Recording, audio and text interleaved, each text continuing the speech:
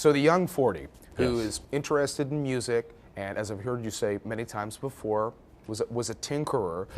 Tell us about the curious young version of yourself.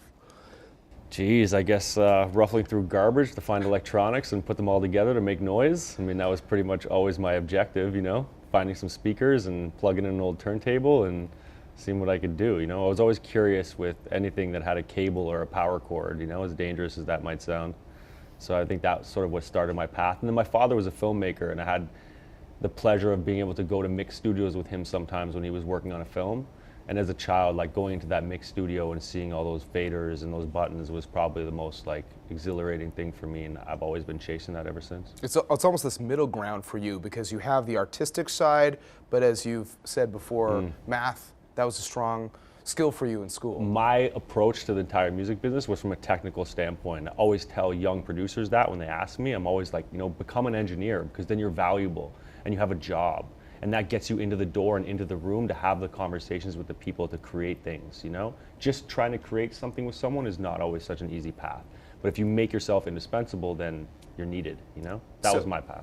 So you're finding your path, and you're having this early success, and then it's your 22nd birthday, and you get some news. Tell us what happened. I woke up one day and one of my legs wasn't quite the same, and that led me to sort of wrap my head around what was going on, which with multiple sclerosis is one of the most difficult things to do. When your nerves lie to you, it takes you a while for your brain to admit that truth. So I ended up in the hospital probably later that night, and I think that was about a week before my 22nd birthday.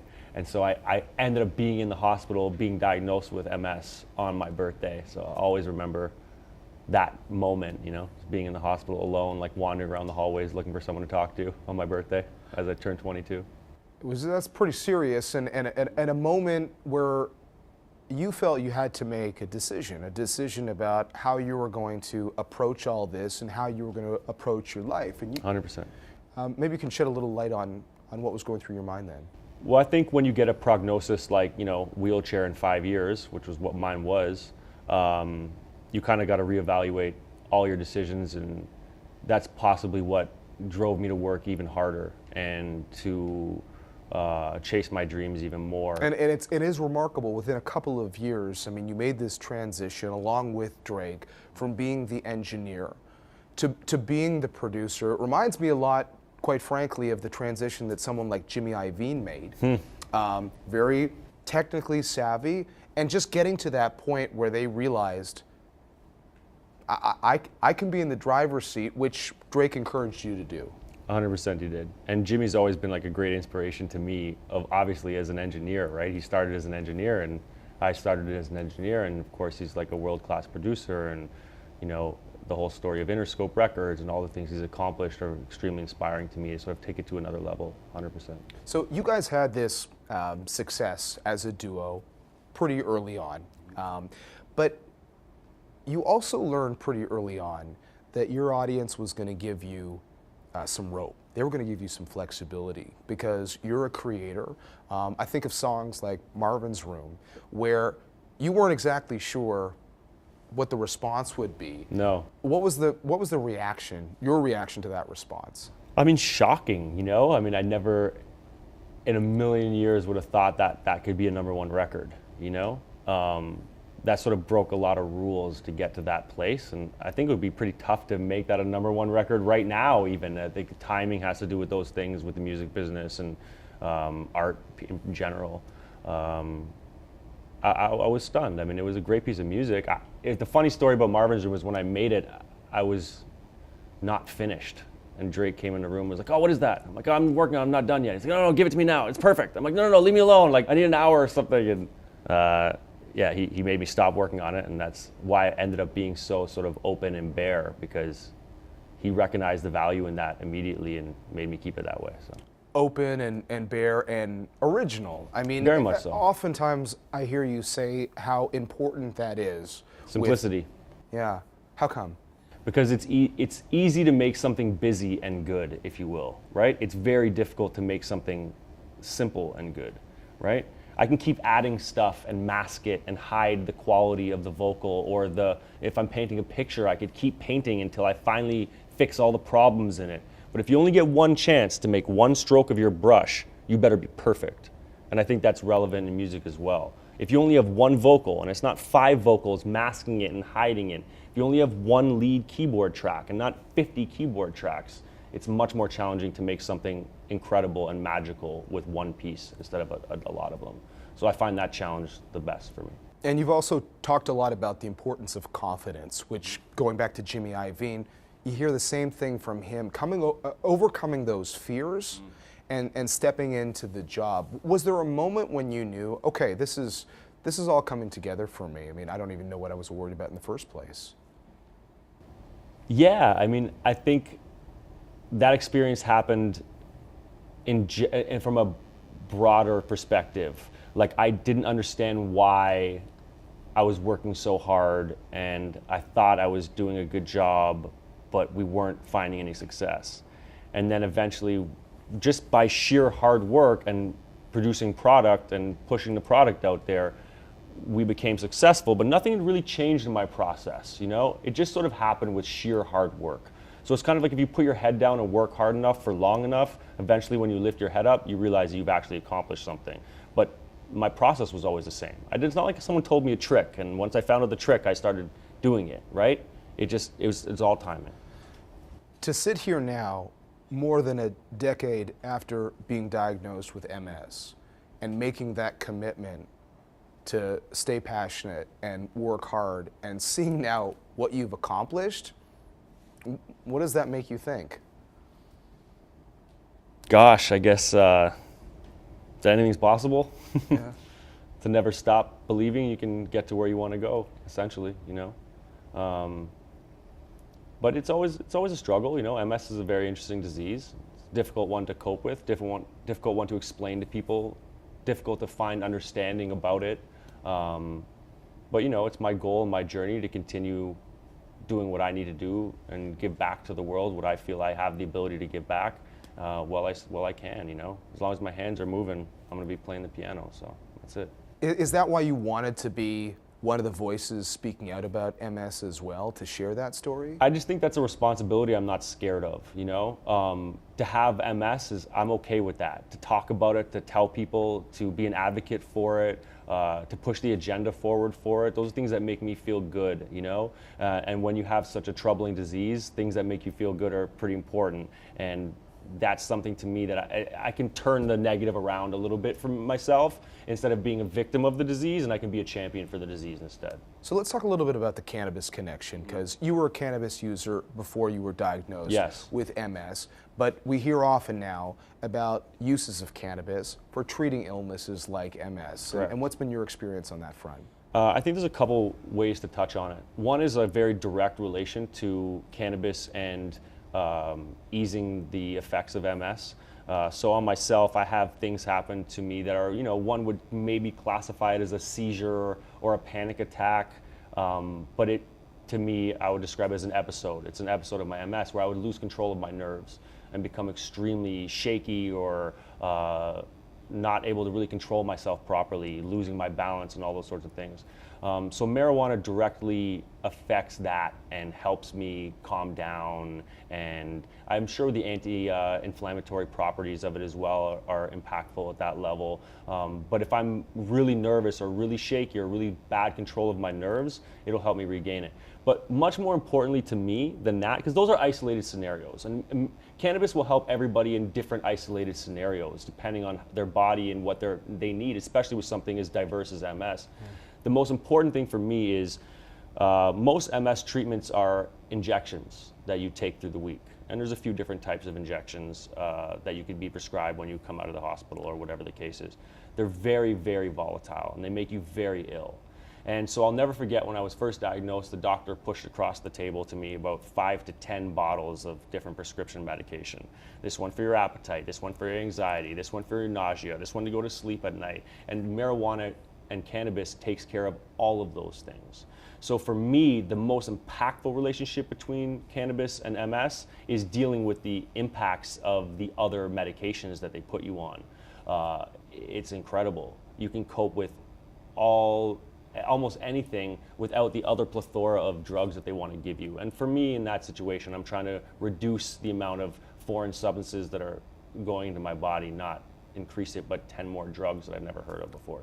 So for those people who are using all sorts of different drugs to ultimately tackle one illness or one issue, do you feel like now that we see, you know, the medical market is different than the recreational market for marijuana, but now that a stigma seems to be moving away from cannabis, do you think with illnesses like MS, we're going to see more adoption of things like marijuana? Yes, 100%, because it's tangible results. And when people realize that, I mean, what are we really talking about? You know, people will go to far extremes to help themselves with chronic illness and chronic pain. So if this is an answer, trust me, it's a much better one than whatever else is on the table right now. There was a strain of cannabis called Bull Rider, which you have been a user of, and you are also involved with the business of it as well. Correct. Tell us about that. Well, the cannabis industry is an interesting one. You know, there is a lot of stigma around it, and we are moving from, you know, terms like drugs into terms like cannabis. What's important for me is if I'm going to stand beside something or behind something, I need to know the quality of what it is and that it actually helps people. And Bull Rider is a very, very unique strain to me, from my perception, and others as well, from the sense that it's fully and 100% a medicinal strain. It helps people. And that's really, really important to me. And I'm confident to stand behind such a thing. There's nothing else in the world I'd stand behind. There is no other cannabis product I would stand up here and talk to you about, period.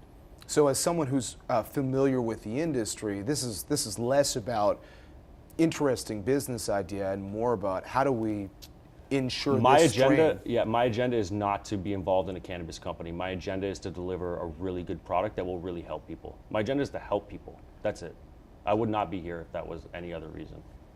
Not to mention the fact that you have a busy day job. And I think what's amazing to so many people beyond all the hits is just the willingness to embrace the new realities of today and the digital world of today, and the ability to constantly put out new, not just songs, but albums at a rate that is blowing a lot of people's minds. Talk to us. As well. It's blowing your mind too? Yeah. Yeah? It's exhausting. Need a break sometimes, but no, it's incredible. I always tell people too, we're lucky to have the correlation of technology and timing of computers and advancements so that we were able to do and achieve all the things we were able to achieve. It wasn't a reality to make a world-class recording in your hotel room or in your bedroom 20 years ago, but it was 10 years ago, and just 10 years ago when we started doing it. So I think that had a lot to do with our ability to create a pace of work that no one's ever really seen the likes of.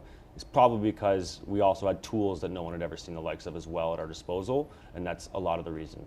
So is it a combination of you and Drake being a creative force, but also cutting out some of what used to go into creating an album? Because I think there's this question of, wow, can this tag team continue to pump out full albums? And it feels like, based on everything you say and everything Drake says, that there's a full commitment to potentially doing that for the foreseeable future at a very rapid rate.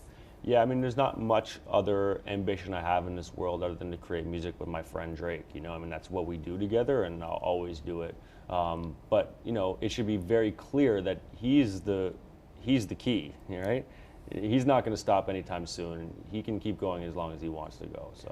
So as we've seen the delivery of the music that you guys create through streaming services, through new technology, change the way people think about the industry, are there more changes coming? For example, I've heard you ask the question, do you need to sign people to a commitment to a full album? Or do you have deals specifically around a single song, considering the short attention span that a lot of people have today? Yeah, I mean, it's a new day. It's a new way people consume music. And so, you know, as a record label, we have to move and adjust to those things as well. But yeah, I'm excited as everyone else to see what the future brings for music, you know? The one I'm most curious about right now is the concept of an album and what that means. You know, at one point in time, an album was defined by a piece of vinyl, and you could only fit so many songs on each side. And then you had a double vinyl, maybe, you know, 4 songs on each side, 4, 8, you get 16 songs on there. And then we had tape, which was 45 minutes and per side, or 40 minutes, or I can't remember now. And then we had CDs, which was 80 minutes. But the point was, you always had a platform. And so me and Drake, when we were making CDs, would, you know, stuff on as much music as we could into 80 minutes. But now that medium has disappeared. There is no time limit. So my question is, are we going to have longer albums? Are we going to have shorter albums? Are we going to have no albums? What's the even basis of an album? What defines it anymore? So that's my most curious point of the future of music right now. Well, you mentioned music label. In going from a producer to also having a label and also focusing on publishing, what's been the biggest transformation for you as the business expands into these different areas? I mean, I was always more of a creative than a suit, quote unquote, as far as business is concerned. So I never really wanted to participate in the business of it all. I just wanted to make the music. But, you know, as I got more educated and more knowledgeable about how these things work, again, it became sort of passionate for me to help people, put people in good positions, give people opportunity. And for a long time, I used to take the approach that I don't want to sign anyone, or I don't want to take anything from anybody. That's not my agenda. It's not how I like to live my life. But after a while, I started to realize that I was neglecting people of the massive opportunities I had at my fingertips by not, you know, engaging in business with them.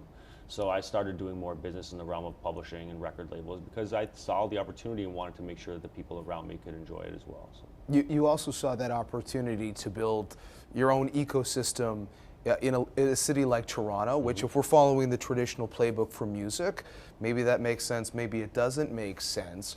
But has it, I mean, a lot of people look at you guys and say, surprise attacks, always the surprise attack. Has it sort of afforded you that ability, that element of surprise, to not be based in Hollywood or Yes, New York City? Without any question. I always said that from early, that like being in Toronto was sort of like we left the battle zone to train, you know? And we would get prepared, and then we would just be undefeatable by the time we showed back up because no one expected what we were doing. We had different tools. We were put in positions where we had to fight a little harder to get out of, you know, or work a little harder to achieve the same things, and that gave us some discipline where we didn't know what was going to happen, so we overcompensated, right? And so we do a lot of overcompensation because of the fact that we're isolated up here. We want to make sure we have the impact and presence when we get down there. Just a final question about this partnership between you two. I mean, I don't know if you call it partner. It seems like that word doesn't really do it justice. But can you talk about the evolution of everything you guys have done, but doing it together?